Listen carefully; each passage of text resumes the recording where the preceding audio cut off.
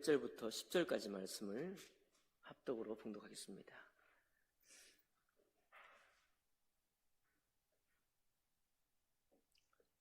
1절 합독합니다. 시작.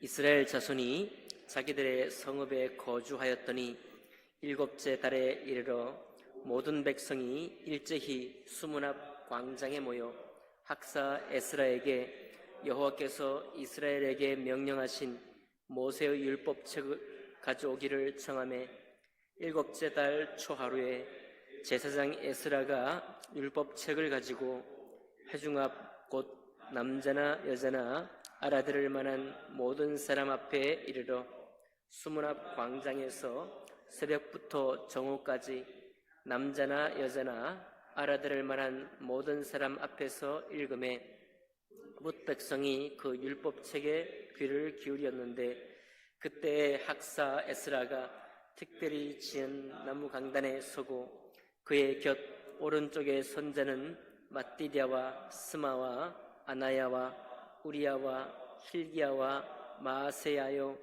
그의 왼쪽에 선자는 부다야와 미사엘과 말기야와 하숨과 하스바따나와 스가랴와 무술람이라. 에스라가 모든 백성 위에 서서 그들 목전에 책을 펴니 책을 펼 때에 모든 백성이 일어서니라. 에스라가 위대하신 하나님 여호와를 송축하며 모든 백성이 손을 들고 아멘 아멘 하고 응답하고 몸을 굽혀 얼굴을 땅에 대고 여호와께 경배하니라. 예수아와 바니와 세레비아와 야민과 악굽과 사부대와 호디야와 마아세야와 그리다와 아사랴와 요사밧과 하난과 블라야와 레위 사람들은 백성이 제자리에 서 있는 동안 그들에게 율법을 깨닫게 하였는데 하나님의 율법책을 낭독하고 그 뜻을 해석하여 백성에게 그 낭독하는 것을 다 깨닫게 하니 백성이 율법의 말씀을 듣고 다 우는지라.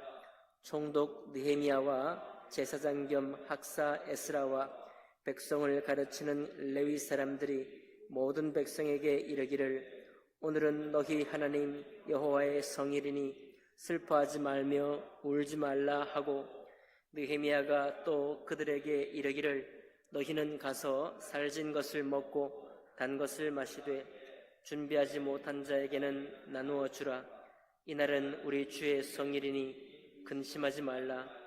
여호와로 인하여 기뻐하는 것이 너희의 힘이니라 하고. 아멘. 말씀과 예배를 위해 기도하겠습니다. 살아계신 하나님 아버지, 이 말씀으로 저희의 심령 속에 저희의 마음 속에 하나님 아버지 심어주시고 그 심기운 말씀이 우리 속에서 열매 맺고 자라서 하나님 많은 이들과 함께 말씀의 흥왕함이 있는 그런 교회 될 수 있도록 축복해 주옵소서. 그렇게 하실 주님을 감사할 때 귀하신 우리 주 예수님 이름으로 기도하옵나이다. 아멘. 여러분, 이제 오는 주가 부활주일입니다. 부활이라는 것은 한자로 하면 다시 산다는 것이죠. 단지 죽었던 사람이 다시 산다. 고지고대로 하면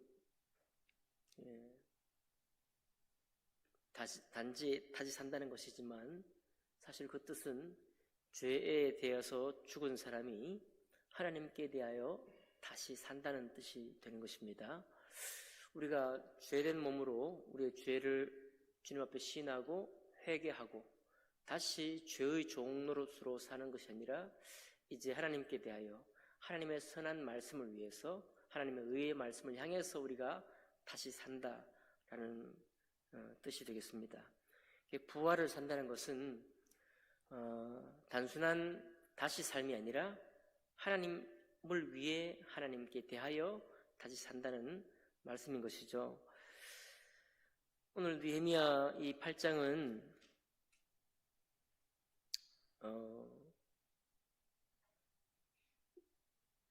굉장히 중요한 그런 장입니다. 왜냐하면 이스라엘 백성들이 항상 하나님의 택함받은 백성이었고 모세 율법책을 어떤 방법으로든지 귀하게 여겼던 백성이지만, 그러나 이 자기 자신들의 삶을 통해서는 하나님을 위해서 살고 있다고 하는 그런 확증을 갖지 못하는 삶을 살고 있었는데, 느헤미야가 사실은 히브리 성경에 에스라하고 느헤미야는 같은 책입니다. 이렇게 같은 책으로 묶여 있고, 오늘 느헤미야 8장에 보니까 에스라가 나오잖아요. 그러니까 에스라가 성전을 재건하고 느헤미야가 성벽을 재건하는 일이 이렇게 맞닿아 있어요. 성전을 먼저 재건하고 스룹바벨의 지도력과 대제사장 여호수아 이 두 사람을 하나님이 사용하시고 학사 에스라를 통해서 하나님 말씀을 가르치고 깨우쳐서 성전이 중건되었습니다. 그런데 에스라만 노력한 것이 아니라 우리가 소선지서 중에 한 사람인 학개 선지자 그리고 스가랴 선지자, 이 두 선지자도 성전 중건을 방해하는 세력들에 의해서 상당히 오랫동안에 성전 중건이 그만 중단되었습니다. 그 중단되었을 때 하나님이 또 선지자 학개를 세우고 스가랴를 세워서 중단된 성전을 다시 재건하라고 독려하고 이스라엘 백성들을, 예루살렘에 사는 사람들을 독려해서 성전이 중건되었거든요. 그리고 난 다음에 느헤미야를 주님이 다시 감동하셔서 성벽을 재건함으로 성전 재건의 전체 사역이 완성이 되는 것입니다. 그러니까 하나님의 일을 하는데 많은 방해들이 있고 그 방해들이 있어서 사실은 중단되어 버리고, 그 중단된 하나님의 일을 다시금 바로 세우기 위해서 있었던 일이 하나님의 말씀이에요. 오늘 느헤미야 8장의 경우도 사실 우리가 어제 아침에 느헤미야 3장과 4장을 보았죠. 3장 말미와 4장 초반을 봤습니다. 그 이후에 5장, 6장, 7장을 거쳐오면서 많은 방해 공작들이 있었습니다. 그래서 우리가 여러분 기억하시는 대로 느헤미야가 한 손에는 칼을 들고 한 손에는 벽돌을 들고 방비하면서 적들의 공격을 이제 당할 것을 준비하면서 계속해서 성벽을 재건했고, 그 이후에 느헤미야 6장, 7장에 오면 도비아와 산발랏이 이제 그냥 있지 않습니다. 너무 이제 자꾸 성벽이 회방하고 문제를 일으켜도 자꾸만 일이 친척이 되니까 이제 대놓고 방해를 하기 시작해서 느헤미야를 모함하고, 알리바이가 딱 성립하거든요. 굳이 아닥사스다 왕의 비서실장으로 있다가 유다 총독으로 왔다 이거예요. 유다 총독으로 와서 하나님의 성벽을 세운다. 뭐 하려고 그걸 하느냐? 우리 중에 왕이 되려고 한다. 이 느헤미야가 하나님을 위한다는 것은 그냥 표방하는 말일 뿐이고, 그의 입술의 말일 뿐이고, 사실 느헤미야의 속내는 유다의 왕이 되려고 하는 것이다. 그 말은 하나님의 선함을 위해서 살고자 하는 느헤미야와 그 뜨거운 마음을 가진 느헤미야, 그 중심을, 여러분 사람 마음의 중심이 사람에게는 안 보이죠? 안 보이잖아요. 얼마든지 곡해할 수 있습니다. 곡해해서 왕이 되려고 한다, 그렇게 모함을 하고, 그래도 느헤미야는 속아 넘어가지 않고 있었습니다. 이제 느헤미야를 죽이려고까지 했습니다. 도비아와 산발랏이 편지를 5번이나 보내면서 우리 만나자, 우리 한적한 들에서 만나자, 들판에서 만나자. 들판에서 만나서 뭐 하려고 하는가 하면 느헤미야 죽이려고요. 그래서 편지를 4번이나 보내고 편지를 왕래하면서 그렇게 방해를 했습니다. 그럼에도 불구하고 느헤미야가 거기 속지 않고 계속해서 성벽을 건축해서 52일 만에 성벽이 딱 중건이 되었어요. 에스라가 성전 만들 때도 그렇게 많은 방해 공작이 있었고, 느헤미야가 지금 성벽을 중건하는 때도 그렇게 많은 방해 공작이 있었는데, 그 모든 방해 공작을 뚫고 이제 완성을 하고 그 다음에 8장이 나오는 거예요.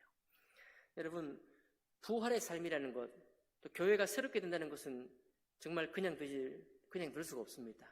일상적인 우리의 신앙생활의 반복을 통해서는 결단코 이 자리에 이를 수가 없는 거예요. 평양 대부흥이 1905년에 일어났는데 그것은 평양에서 시작한 것도 아니고 원산의 한 작은 교회에서 시작되었습니다. 한 작은 교회에서요. 미국의 영적 대각성은 어떻게 왔느냐? 조나단 에드워즈가 한 설교로부터 시작됐다고 이렇게 말해요. 하나님의 진노의 손이 우리 머리 위에 있습니다라고 하는 하나님의 진노에 대한 그런 말씀을 전하고, 여러분, 우리가 모든 교회에 심판의 말도 울려 펴지고 진노의 말도 울려 퍼지지만 그날 그 시에 조나단 에드워즈의 설교는 많은 사람의 가슴을 무너뜨렸습니다. 마음이 녹아내리게 했어요. 그 교회로부터 미국의 영적 대학성이 시작됐습니다. 감리교의 시작은 어떻습니까? 요한 웨슬리가 말씀을 전할 때 그 웨슬리를 통해서 영적인 대각성, 영적인 대부흥이 일어났습니다. 교회는 항상 상시적으로 교회를 이루어오고 있고, 또 그런 교회를 통해서 우리가 교회가 전수가 되고 또 구원받은 사람이 생겨나고 새로운 교회가 만들어지고 합니다. 이 모든 것들이 항상 정상적으로 이루어지지만 영적인 대각성은 그냥 오지 않습니다. 영적인 대각성이라는 것은 일반적인 교회 생활을 통해서 우리가 무슨 큰 문제가 있다든지 무슨 뭐가 우리가 잘못되고 가고 있다든지 그런 얘기가 아닙니다. 그러나 하나님 보실 때, 하나님 보시기에 하나님의 뜻 가운데 새로워져야 될 때가 필요가 있을 때 한 작은 교회로부터, 한 작은 설교로부터, 한 작은 지역의 그곳에 그 장소로부터 하나님의 일이 시작되는 것을 교회사를 통해서 우리는 볼 수가 있는 것입니다. 8장에 오늘 읽은 말씀을 보니까요, 학사 에스라를 불러서 하나님 말씀을 깨닫게 합니다. 그런데 이 하나님 말씀을 깨닫게 하는 게 누구의 말씀인가 하면 느헤미야가 지금 이 일을 하는 게 기원전 400년대 후반인데 모세 율법책을 읽게 하여, 모세 율법책은 어떻습니까? 기원전 1400년대, 아무리 늦게 잡아도 1200년대입니다. 1400년대에서부터 400년이니까 몇 년이 지났습니까? 1000년이 지난 책을 다시 읽고 있는 것입니다. 에스라가 모든 백성 위에 서서 그들 목전에 책을 펴니 책을 펼 때에 모든 백성이 일어서니라 하고, 8절에 하나님의 율법책을 낭독하고 그 뜻을 해석하여 백성에게 그 낭독하는 것을 다 깨닫게 하니, 어떤 말씀을 읽었는지, 요시야의 계획된 말씀을 읽었을까요? 히스기야의 말씀을 읽었을까요? 모세 신명기 말씀을 읽었을까요? 아마 신명기 말씀을 읽었을 수 있습니다. 그 신명기 말씀에 하나님 말씀을 순종할 때 받는 복과 하나님 말씀을 불순종할 때 받는 모든 저주들을 읽었을지 몰라요. 그렇게 읽고 났더니 백성들의 반응이, 백성이 율법의 말씀을 다 듣고 우는지라, 슬퍼하고 울고 있는 거예요. 우리의 오늘 이 형편이, 우리가 이렇게 바벨론의 포로가 되어서 페르시아의 종노릇 한 삶을 살게 된 이유가 뭐냐? 우리의 이 성전이 이렇게 불타고 성벽이 회파됐던 이 고난을 당하는 이유가 무엇이냐? 우리가 일상생활에만 집중을 하고 하나님 말씀을 향하지 못했던 이유가 뭐냐? 그 모든 이유가 이상하게 그날 에스라가 말씀을 전하고 그 말씀을 깨닫게 하는 그 말씀 때문에 마음이 녹아내렸습니다. 울고 회개하는 일이 생기는 것이죠. 그럴 때 느헤미야가 말합니다. 10절에 이날은 우리 주의 성일이니 근심하지 말라. 여호와로 인하여 기뻐하는 것이 너희의 힘이니라. 성벽이 재건되고 성전이 에스라와 스룹바벨 대제사장 여호수아를 통해서 하나님의 스룹바벨 성전이 재건된 것도 놀라운 하나님의 역사고, 그리고 느헤미야를 통해서 하나님의 성벽이 온전히 재건됨으로 이제 성전, 예루살렘 성전이 다시 중건된 이 모든 일이 완전히 맞춰진 것, 이것은 하나님의 큰 역사죠. 이 큰 역사를 통해서 우리의 현재를 바라보고 우리의 현재를 통해서 그간에 있었던 일을 회개하고 다시 하나님 앞에 자복하고 새롭게 되고자 하는 이 역사가 이 느헤미야에게 일어났습니다. 그런데 그냥 일어나는 난리는 없죠. 바로 성벽을 재건하면서, 성전을 재건하면서 있었던 많은 괴로운 일들, 많은 반대들. 우리 성벽을 혹은 성전을 하다가도 수년 동안 그만둬버렸잖아요. 멈춰버렸잖아요. 멈춰버린 일들, 다 겪은 일들이에요. 바로 이 말씀을 듣고 우는 사람들이 겪은 일들입니다. 그리고 천년 동안 잠자던 책을 오늘 읽는데 왜 다른 날과는 다르게 이 말씀이 감동이 될까요? 바로 지금 우리가 말씀의 현장에 있기 때문이거든요. 우리가 이 말씀과 함께 더불어 뒹굴고 그 말씀이 제대로 시행되지 못했던 것을 내가 경험을 했고, 이 말씀이 우리 속에서 뜨겁게 되기까지 얼마나 많은 괴로움이 있었는가, 느헤미야는 또 얼마나 많은 방해 공작을 당했던가. 우리도 저 많은 대적들이 얼마나 많은 방해 공작을 통해서 우리가 그동안 힘들었던가, 왜 우리가 한 손에 칼을 들고 한 손에 벽돌을 들고 이렇게 힘겹게 이 성벽을 재건했던가 하면서 이 말씀이 살아 역사할 수 있는 일들, 현장의 일들 속에 이 백성들이 있었기 때문에 말씀의 역사가 있게 되는 것입니다. 말씀의 역사가. 우리는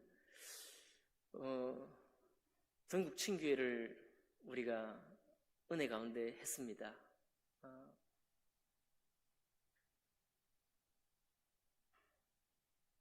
이제 세월이 지나면요, 우리는 우리가 그때 어떻게 했던가 무용담이 되고 말아요. 무용담이. 작다면 작은 일이고 크다면 큰 일이에요. 우리가 그때 어떤 일을 했던가 하고 믿음의 후배들에게 자랑스럽게 말할 수 있을지 모르겠습니다. 많은 교회들이 우리를 통해서 도전을 받고 우리도 해봐야지, 우리도 이렇게 전국에 계신 목사님들, 힘겹게 사역하는 목사님들, 쉽지 않은 이 시대에 사역하는 목사님들을 격려하고 또 우리 자신 새로워져 봐야지, 이렇게 할지 몰라요. 저도 이번에 가서 이제 할 만한 교회들에게서 도전했습니다. 우리가 이렇게 준비했습니다. 우리가 이렇게 간맘이 됐습니다. 우리가 이렇게 기쁜 마음으로 섬길 수 있었습니다. 한번 해보지 않겠습니까? 도전했습니다. 네. 하겠다고 하는 사람들이 있습니다. 우리는 이 작은 도전 혹은 큰 도전 앞에서 이것을 우리의 무용담만으로 내버려 두기가 너무 아쉬운 것입니다. 우리에게 왜 그렇게 때로는 힘겨워하면서도 하나님이 우리에게 기쁜 마음을 주셨을까요? 우리에게 어떤 일들을 하나님이 계획하시기를 원하셨기에 우리가 이 일들을 그렇게 시작을 했고, 또 우리 집사님들은 왜 그렇게 흔쾌히 이렇게 하자고 또 했습니까?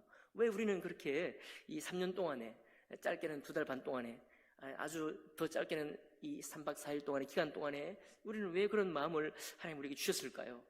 우리 이 작은 교회를 통해서 하나님이 무엇을 이루려고 그렇게 우리에게 시작을 하셨겠습니까? 저는 알지 못하지만 분명한 것은 하나님의 성경 속에서 주님께서 일하실 때에는 분명히 우리의 현장 속에서 우리의 도전이 있고, 그 도전한 현장 속에 하나님 말씀을 부어주셔서 그 말씀을 통해서 우리를 새롭게 하기 원하신다는 사실입니다. 우리에게 정말 참된 부활의 삶을 살게 하시기를 원하시기 때문에, 참된 부흥의 길을 우리로 살게 하시기 때문에 하나님께서 우리의 이 바로 어제의 일, 바로 생생하게 기억나는 일, 기억이란 말조차도 어색한 바로 어제의 일, 그 일을 징조 삼고 하나님의 사인을 삼고 하나님의 시작하기 원하시는 더 큰 일의 시작점 삼아서 우리 주님 말씀이 우리 속에서 새로우시기를 원하는 것입니다. 여기 느헤미야의 학자 에스라를 부탁해서 하나님 말씀 전할 때 7절 보실까요? 에스라가 성전을 건축할 때도 스룹바벨이라는 놀라운 사람이, 여호수아라는 대제사장이 힘을 내어서 하나님의 두 촛대로 힘을 내고 역사했지만 여전히 학개 선지자와 스가랴 선지자가 필요했죠. 저들의 선지자의 도움과 또 힘을 불어넣는 것을 통해서라야 성벽은 재건될 수 있었습니다. 7절 보니까요, 예수아와 바니와 세레비아와 야민과 악굽과 사부대와 호디야와 마아세야와 그리다와 아사랴와 요사밧과 하난과 블라야와 레위 사람들은 백성이 제자리에 서 있는 동안 그들에게 율법을 깨닫게 하였는데 라고 말하고 있습니다. 이미 오랜 동안 70년 동안 끌려가 있었기 때문에 히브리 말을 읽거나 잘 몰라요. 이미 저들이 쓰는 말은 아람어입니다. 아람어로 통용되어 있어요. 그러니까 히브리 성경을 가져와서 말할 때 무엇으로 번역해야 됩니까? 아람어로 번역을 해야 돼요. 그 번역을 해서 율법을 깨닫게 하는 사람이 이렇게 많습니다. 학사 에스라만 지금 혼자 지금 수고하고 있는 게 아니에요. 느헤미야만 깃발을 들고 나오고 있지 않습니다. 그렇게 해서는 하나님 일이 일어날 수가 없겠죠. 많은 백성이 그 좌중에 서 있을 때 이 많은 동역하는 사람들, 그리고 레위 사람들까지, 복수죠. 레위 사람들까지 백성이 제자리에 서 있는 동안 그들에게 율법을 깨닫게 하고 있는 겁니다.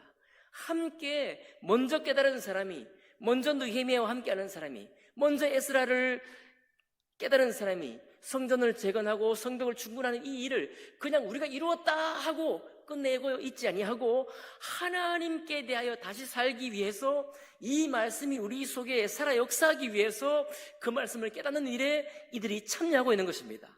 참여해서 하나님의 율법책을 낭독하고 그 뜻을 해석해서, 다시 말해 번역하고 해석해서 백성들에게 낭독한 것을 다 깨닫게 하니 그때에서야 비로소 백성의 마음에 역사가 있게 되는 겁니다. 이 말씀이 1000년 전의 말씀이 오늘 1000년 뒤에 우리가 지금 당하고 있는 일, 우리가 해낸 이 일 가운데 바로 우리에게 주신 말씀이구나. 이스라엘 백성이 한 말이 아니구나. 1000년 전에 지나간 말씀이 아니구나. 오늘날 이 말씀이 무슨 우리에게 역사할까? 우리에게 무슨 이 말씀이 우리의 말씀일까? 그렇게 하는 것이 아니라 1000년이 지났지만 이 말씀, 항상 살아계신 주님의 말씀이 우리 지금 이 현장의 역사는 바로 이 말씀이구나 라고 깨닫는 거예요. 그것뿐이 아니라 오늘 읽지 않았지만 14절 보니까 율법에 기록된 바를 본즉, 다시 계속 이제 말씀을 낳고 말씀이 현장에 역사하는데 여호와께서 모세를 통하여 명령하시기를 이스라엘 자손은 7째 달 절기에 초막에서 거할지니라, 초막절을 지키라고 하신 말씀을 본 거예요. 초막절을 지키라고 하신 말씀을 봤습니다. 1000년 전에 한 말씀이에요. 근데 너무나 놀라운 것은 이 초막절을 1000년 동안 지켰느냐? 안 지켰습니다. 1000년 동안도 안 지킨 초막절을 이 사람들이 갑자기 지킨다는 게 너무 어색하잖아요. 제대로 못 지킨 초막절을 지킨다는 게 어색하잖아요. 다윗 왕 때도 뭔가를 지켰겠지만 초막절을 제대로 지키지 못했다고 했습니다. 그런데 1000년 뒤에 느헤미야가 이 말씀에 읽고 7째 달 절기에 초막에 거할지니라, 초막절을 지키면서 장막절을 지키면서 하나님을 기념하라 라고 했던 이 말을 오늘 읽었는데 15절 16절에 보니까 초막절을 지키고 있는 거예요. 갑자기. 어떻게 이런 일이 일어났겠습니까? 말씀이 가슴을 때린 거예요.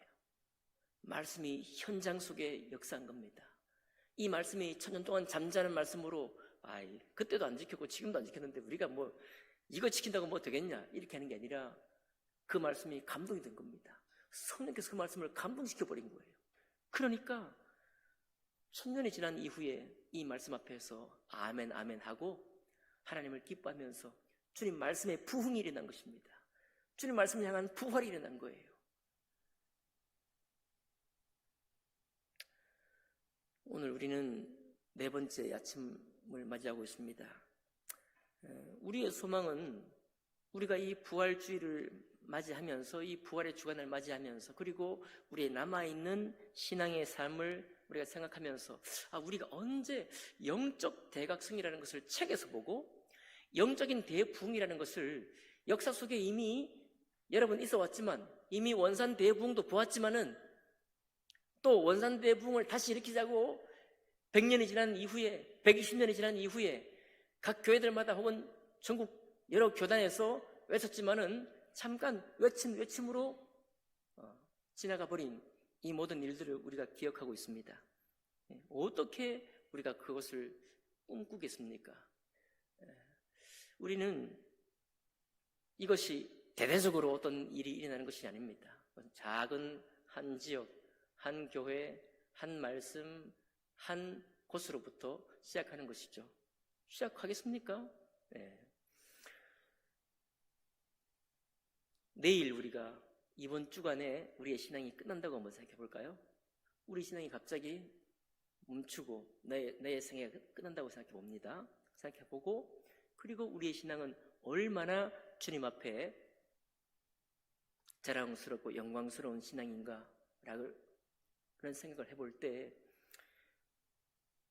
비록 우리로부터 3,400년 전에 느헤미야를 통해서 에스라를 통해서 일어났던 부흥이지만 우리에게 작은 소망을 품을 수 있습니다. 하나님, 우리는 왜 안 됩니까? 하나님, 우리는 왜 이런 소망을 품으면 안 됩니까? 하나님, 왜 우리의 신앙은 우리의 지금까지 해왔던 신앙 그대로 마치는 것을 정상이라고 말해야 되겠습니까? 하나님, 왜 우리는 그렇게 하면 안 됩니까? 라고 반문해 볼 수 있지 않을까? 우리 속에, 우리 스스로에게. 그리고 그런 반문 가운데서 주님, 우리에게 기회를 주시지 않겠습니까? 우리의 이 작은 섬김을 통해서, 이 신랏 같은 그러나 너무 귀한 이 섬김을 통해서 하나님의 말씀이 우리 속에 부응하는 것을 꿈꾸면 안 되겠습니까? 라고 우리 스스로가, 오늘 여기 모인 우리가 먼저 우리 속에서 그런 질문을 하고 그런 소망을 아뢰고 나아갈 수 있다, 저는 그렇게 믿습니다. 암송은 이미 교회의 문화가 됐습니다. 암송. 근데 원래 암송을 하는 목적은 무엇인가 하면 그 말씀에, 암송된 말씀이 내 속에 살아있기 위한 거예요. 내가 사는 현장에 그 말씀이 살아 역사함으로 내가 나의 모든 것을 통해 살던 사람이 하나님의 그 말씀에 향한, 그 말씀이 내 속에 역사하는 그것을 향해서 살기 원하는 그런 마음으로 암송은 시작된 것입니다. 지금은 교회 문화가 됐어요. 이제 우리는 교회 문화로 만족하는 것이 아니라 여기 기록된 말씀이 우리에게 보여주시고 있는 바로 이와 같은 삶을 우리가 소망할 수 있는 그런 자리에 서 있다, 그렇게 저는 믿고 싶고, 또 그것을 위해서 하나님 앞에 간구하고 싶습니다. 오늘 우리 모인 여러분과 제가 우리 오늘 우리의 귀한 섬김을 섬기고 바로 이 우리 생각 속에 살아있는 바로 그 기억들을 떠올리면서, 오 하나님, 우리를 사용해 주십시오. 우리에게 이 말씀이 부흥되고 부활되는 그 일이 있게 해 주십시오. 이번 부활주일 통해서 뿐만 아니라 앞으로 우리 일을 통해서, 우리의 신앙을 통해서 그와 같은 일이 시작될 수 있도록 도와주십시오 라고 우리 기도하지 않겠습니까? 기도합시다.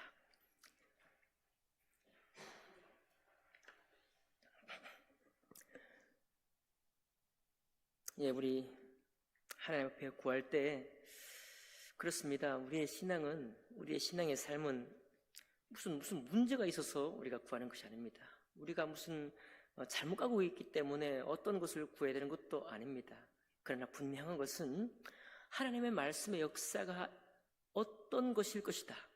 만약 하나님 말씀의 역사가 있다고 한다면, 우리 속에 성령께서 강건히 일하시고자 한다면 우리의 모습이 어떤 삶일 수 있을 것이다 라고 하는 우리 믿음의 그림을 새롭게 그릴 수 있다는 것입니다. 그것을 위해서 이 시간 잠깐 느헤미야의 이 고백, 읽은 8장의 이 말씀을 떠올리면서 성전의 재건과 성벽의 재건을 위해서 어떻게 많은 시련을 겪었는지, 얼마나 또 중단된 시간, 얼마나 또 자기 생업으로 돌아갔던 시간이 오래되었는지, 자, 그 일을 이루기 위해서 주님은 또 어떻게 선지자들을 보내셨는지, 어떻게 학사 에스라를 이제 말씀을 연구하고 준행하여 이제 말씀을 가르치기로 결단한 사람이 되었는지, 또 에스라가 이 말씀을 준비하고 또 말씀을 전할 때 또 수많은 레위 사람들과 많은 사람들은 어떻게 이 말씀을 또 깨닫고 그 말씀을 많은 백성들에게 다시 전파하기 위해서 애를 썼는지, 우리가 생각해 볼 때, 아, 간단한 일이 아니구나, 우리의 현장이 새롭게 된다는 것은 쉬운 일은 아니구나 결단코, 그리고 성령 하나님께서 일하시고 또 사람을 세우시고 다시금 일으켜야만 이 영적인 새로움이 우리에게 있을 수 있구나, 말씀이 살아 역사하는 삶이 있겠구나, 그런 삶을 생각해 봅니다. 이 시간 우리 고백하지 않겠습니까? 오 주님, 우리를 지금까지 인도하신 주님을 감사합니다. 우리의 귀한 섬김, 하나된 섬김으로 섬길 수 있게 하신 것도 감사드립니다. 이제 그것을 우리에게 쌓임 삼고 기호 삼고 신호 삼아서 하나님 아버지 우리 속에 일을 이루어 주시옵소서, 새 일을 이루어 주시옵소서, 말씀이 부활되는, 말씀이 부흥되는 새 일을 이루어 주시옵소서. 그렇게 기도하지 않겠습니까? 함께 합심해서 우리 기도합시다.